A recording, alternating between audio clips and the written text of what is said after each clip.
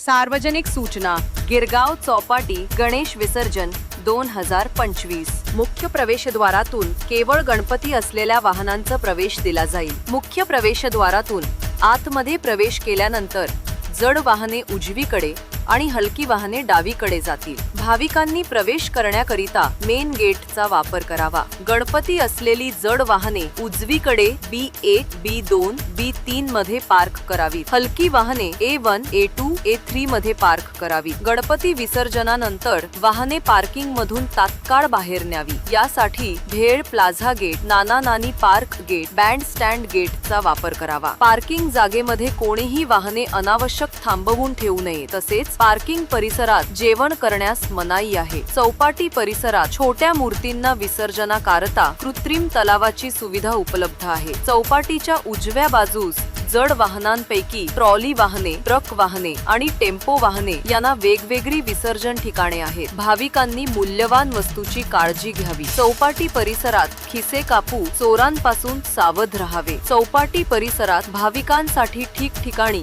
सार्वजनिक टॉयलेटची सुविधा करण्यात आलेली आहे। लहान मुले हरवल्यास तात्काळ जवळील बंदोबस्तास असलेल्या पोलिसांशी आणि चौपाटीवरील मुख्य पोलीस नियंत्रण कक्षाशी संपर्क साधा। मोबाईल फोन हरवल्यास तात्काळ मुख्य पोलीस नियंत्रण कक्षाशी संपर्क साधा। संपूर्ण चौपाटी परिसर व आजूबाजूचा परिसर सीसीटीव्ही निगराणीखाली आहे। विसर्जनादरम्यान चौपाटी परिसरामध्ये वैद्यकीय सुविधा उपलब्ध आहे। कोणतीही अनोळखी वस्तू, संशयित इसम दिसल्यास तात्काळ बंदोबस्तावरील पोलीस आणि मुख्य पोलीस नियंत्रण कक्षाशी संपर्क साधा। भाविकांनी गणपती विसर्जनानंतर चौपाटी परिसरात अनावश्यक थांबून राहू नये। चौपाटी परिसरात वाद्य आणि फटाके वाजवण्यास बंदी आहे। पाण्यामध्ये गणपती विसर्जना व्यतिरिक्त कोणीही पोहण्याकरिता जाणार नाहीत। वेस भाविकांनी चालण्याकरिता फुटपाथचा वापर करावा। 18 भाविकांच्या माहितीकरिता जवळील railway station Charni road station व मुंबई सेंट्रल स्टेशन